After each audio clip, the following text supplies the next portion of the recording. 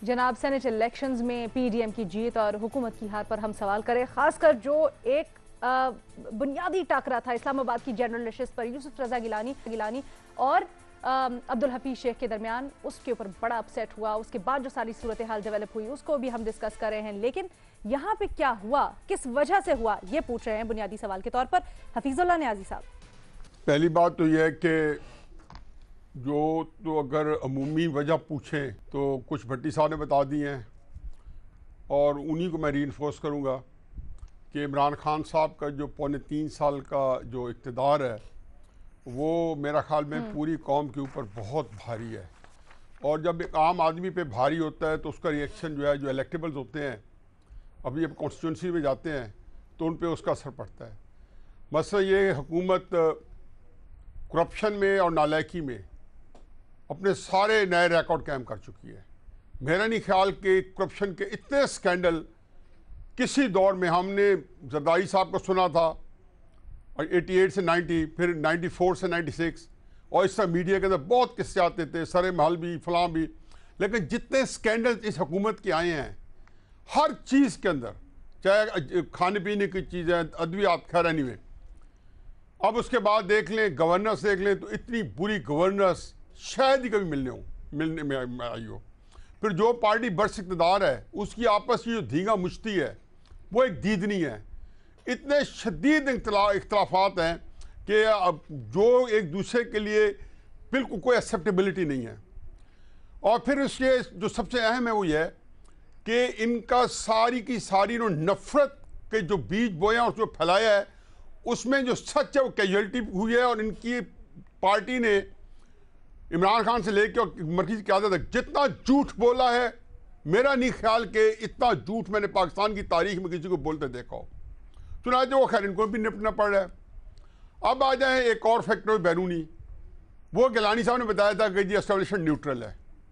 ज़ाहिर बहुत बड़ा फैक्टर है। अपोजिशन तो हमेशा से कहती थी पहले दिन से भी कि आप कुछ भी ना करें, आप न्यूट्रल हो जाएं। मेरा ख्याल है कि ये जो इनकी जो गैर जानबदारी है ये वन टाइम है। ये जो आज का इलेक्शन है, जिस दौरान इसकी तहरीक चल रही है, तो शायद पीडीएम की तहरीक से थोड़ी भाप निकल जाए। अब देखें कि इससे पीडीएम का बहुत कुछ वेंट आउट कर लिया उन्होंने, एक भड़ास थोड़ी सी निकल गई है, एक हरा के उनको कुछ तसल्ली हुई है।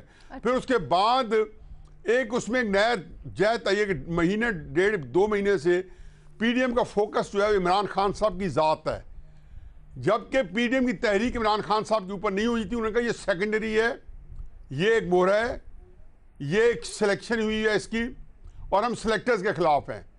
तो वो भी एक था, रीज़न था कि जिसमें एक प्रेशर जो है ला मुहाला एस्टेब्लिशमेंट ऊपर से हटाना चाहती होगी। फिर मैं इस बात को बिल्कुल तस्लीम नहीं करता हूँ कि पैसा जो है या कोई करप्शन जो है या वोट खरीदे गए होंगे, हो सकता है खरीदे गए हों, बट ये बड़ा खूबसूरत बात की कि हम किसी की जेबों के नियतों के हाल नहीं जानते। मतलब जाहिर जो आए हैं, मतलब 70 करोड़ रुपए जो अब्दुल कादिर ने दिए हैं तहरीक इंसाफ को, तो ये किसने कहा है? तहरीक इंसाफ की अपनी पार्टी ने कहा, जिनको बाद में खुद टिकट दे के आगा साहब को फिर वापस भी लिया, तो वो इलेक्ट होकर भी आ गया। 35 करोड़ जो है सैफुल्लाह अबड़ो ने किसको दिए हैं? कौन लाके जदोई के मोबिलिज़ा तौर पर कादिर को दिए हैं।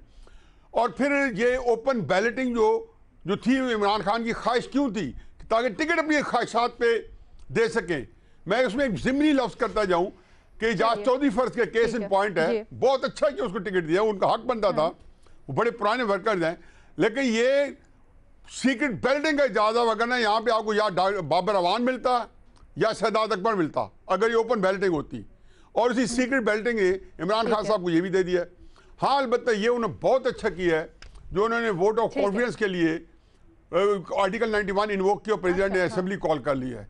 क्योंकि इससे मेरा ख्याल है कि दो सूरत हाल है कि अगर वो जीत गए तो एक थोड़ा सा एतमाद बहाल होगा, और अगर हार गए तो वो फिर शहीद जमहूरियत बन जाएंगे। ठीक है।